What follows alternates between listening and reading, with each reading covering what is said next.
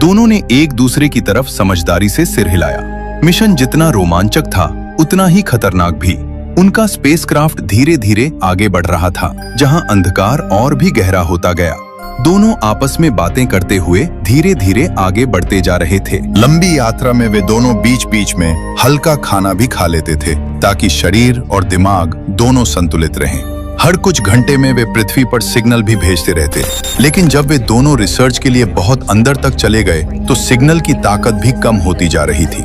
फिर भी वे कोशिश करते रहे, क्योंकि यही एक कनेक्टिविटी था जो उन्हें पृथ्वी से जोड़े हुए था। जहाज के बाहर का ब्रह्मांड अब एक अद्भुत दृश्य में बदल चुका था। कभी नीले बादल जैसे कॉस्मिक डस्ट, कभी लाल चमकती गैसें, कभी दूर दूर तक टिमटिमाते तारे जो किसी अनदेखी जिंदगी को उजागर कर रहे थे। लेकिन इन खूबसूरत नजारों के बीच में उनके दिलों में एक सच्चाई बार बार उभर रही थी कि वे दोनों पृथ्वी से बेहद दूर निकल चुके हैं, इतने दूर की जहां इंसान की पहुंच अब तक सिर्फ कल्पना मात्र ही थी।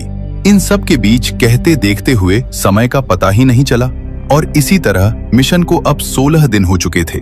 एक दिन दोनों स्पेसक्राफ्ट के अंदर रिसर्च में खोए हुए थे। तभी स्कारलेट की नजर खिड़की के बाहर एक बड़े से उल्का पिंड पर गई।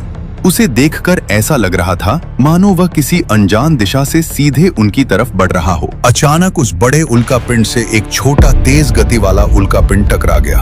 टकराव इतना तेज था कि एक जोरदार गुरुत्वाकर्षण का झटका उठा।